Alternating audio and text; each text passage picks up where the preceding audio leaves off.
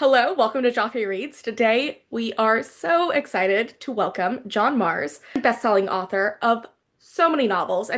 John, how many books have you written at this point? I have released 15 and I'm working on book 18 at the moment. Woo! I know, it's insane. It's It's really nuts. how many do you work on per year? One. Yeah. I Yeah. just yeah, I just like I think yeah, about one a year. It used to be like one every 7 or 8 months. But then that just became undoable and I wanted a bit of a life. Yeah, So I cut it down so like one a year now. it's But balance. Yeah, but then you've got like the special projects. Like Yeah. last year, I re-released my first three books with new covers, but I did bonus chapters at the end of each of them, so that was fun to revisit. Oh, so And how's that revisiting those characters in those worlds after like so many it years? is great in some ways, but in other ways, they're my first three, and I just really cringe at the writing. I'm like, oh no, we're re-releasing my book, The One, Mhm. in April. It's like its 10th anniversary since it was first self-published. And Yes. again, I've like written sorry, added five bonus chapters at the end of that. Because like over the years, you get people getting in touch with you and say, "Well, what happened next to your characters?" And I'm like, "Well, it's up to you to decide." And so I've kind of given them definitive answers this time. Talking about the one, I want to know how was that feeling like being an author with their book made into an adaptation on Netflix? It was a really surreal experience because the Yeah. story of that basically it was an idea that I had for a book, wrote it, self-published it. In about the same week, someone from a production company got in touch asking me if I'm interested in it being options. I'm like, yeah, but didn't think anything would ever happen. And then Penguin got in touch and asked if they would like if they could traditionally publish the book. I'm like, hell yes. And Yeah. yeah, and then within about I think about 3 years later, yeah, Netflix made the war. They made the one for Netflix. It was very, very different to the book. Mhm. They're two completely separate beasts, but under the same basic concept of it. Yeah. And it was just very surreal. And I remember going on set and then just sitting behind the cast, not the cast and like some of the crew and stuff, watching filming going on, thinking, "Wow, all you people here just because of this one mad idea I had on a London escalator a few years ago."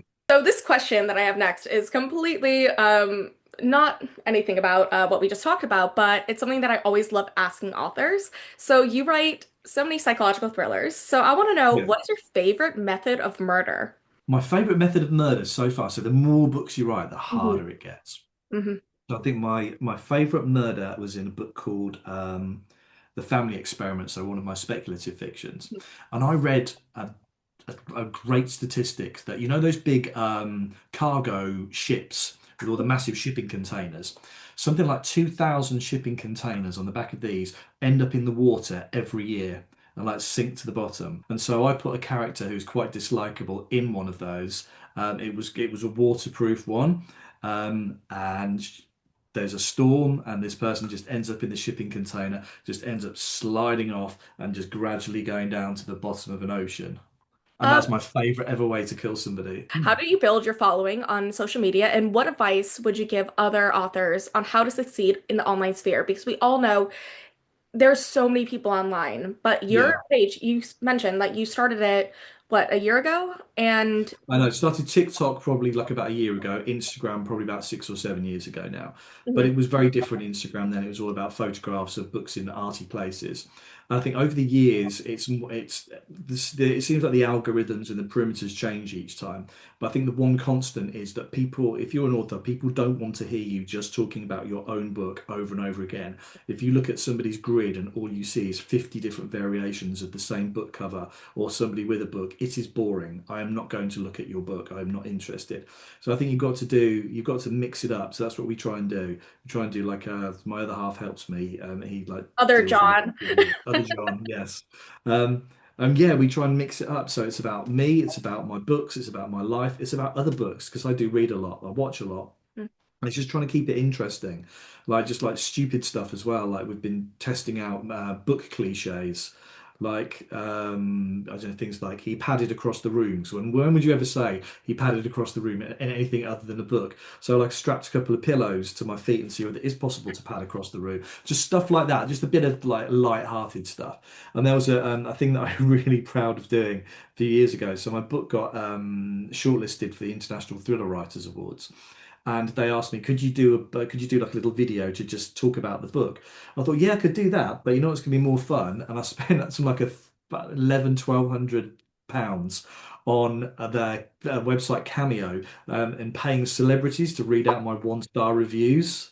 So I've got there's somebody from Good. there's someone like from NSYNC on there, the actor Freddie Prinze Jr. Got even Priscilla Presley's Stop. Priscilla Presley of Elvis fame, and Jerry Springer R.I.P. and people like that, because it's just a bit more fun than just doing the Yeah. same thing and just like, oh, my book is great because so Yeah. and so. After years of interviewing celebrities during your time as a journalist, what is the one question you used to ask celebrities that you would absolutely dread being asked yourself now? I don't think there is one, to be honest, because like I always used to tailor my interviews depending on who the person was. Hmm. Um, I think maybe it's never too much fun when you're trying to ask if they're trying to ask too much about their private lives and they don't want to talk about it. But there are ways to say that I don't want to talk about it. I think as a writer, my most frustrated question that I hate getting asked is, where do you get your ideas from? Yep. Because it's just like they come from anywhere, don't they? You'll know this. They Yeah. come from your imagination. They come from talking to people, maybe something Being you've on an read, maybe something escalator. you've watched. Yeah, anything. And so it's just like, yeah. Or I think the hated question I get is, yeah, I've not read any of your books. Which one should I start with? I'm like, Uh, I don't know. I don't know what your taste in I books wrote is. the I don't. books. Yeah. Yeah, I mean, like when it comes to interviewing, I find that it's most fun to ask, like, well, of course, unique questions because they can usually find the other answers online elsewhere. And I noticed that on your website, you had a lot of answers to questions that people have frequently asked. I'm like, I'm not going to ask them a boring question. My next question is, so you write psychological thrillers, but also dark future books. So if your thriller characters met your dark future characters in a bar, how would things go down? Like, would they have a bar fight, or would they end the night being bar besties, but then never talking again? I think they would be bar besties. I think a lot of the characters are quite similar in, the books are different stylistically because of the locations and because it is like 5 minutes in the future. But the characters, I don't think 5 minutes in the future are going to be particularly different. I think, Yeah. yeah, I think maybe the influencer characters have used those here and there. I Mhm. don't think they would get on too well with my psychological thriller characters.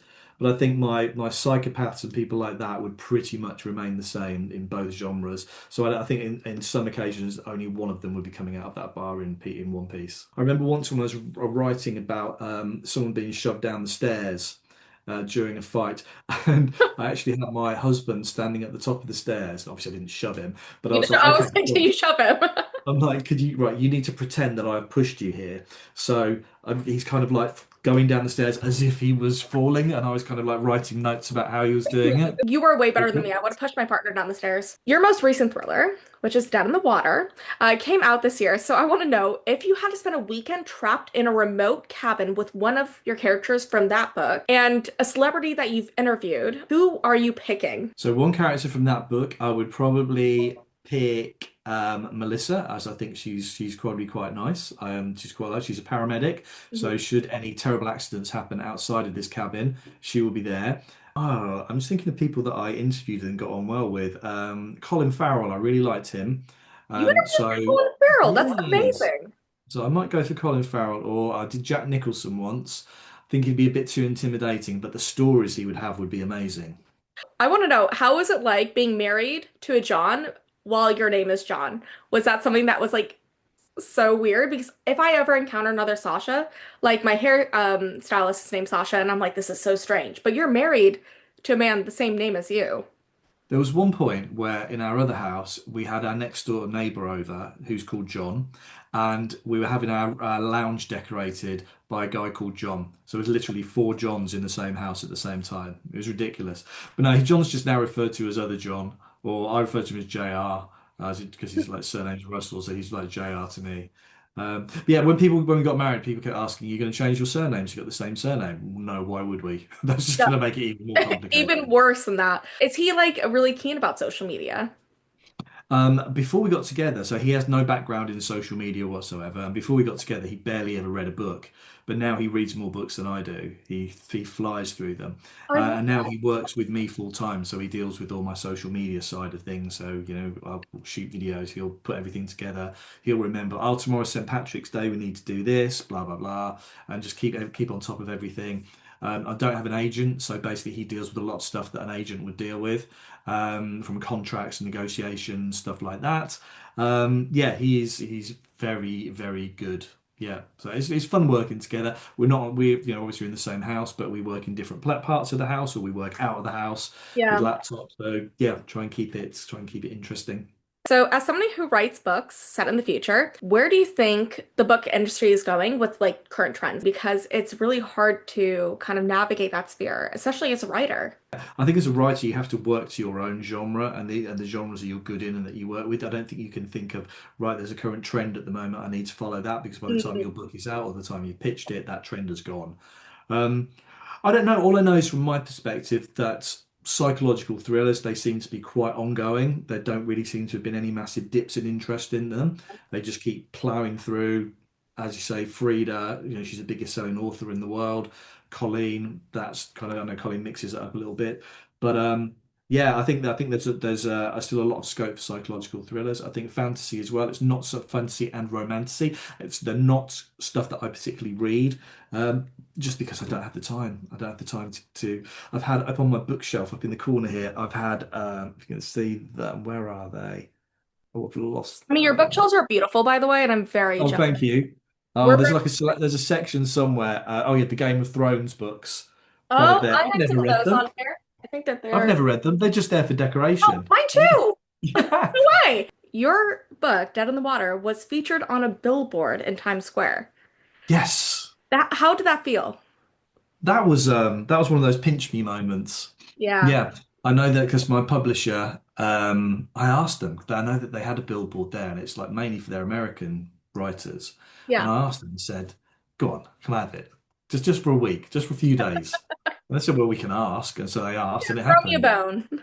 Yeah. And he was like, okay, this is pretty cool. Did you ever wish that you flew to New York to go and see it, or was it just like Yeah, you know what? My yeah. other half kept saying, yeah, other John kept saying, yeah, you should go, but I can't justify that expense just to go and have a look at a billboard Honestly, for I a few can't minutes blame and you. then fly home. What would it be a book that you would like to see replace yours on that billboard that you've read recently, really loved, and you think deserves more time to shine in the spotlight?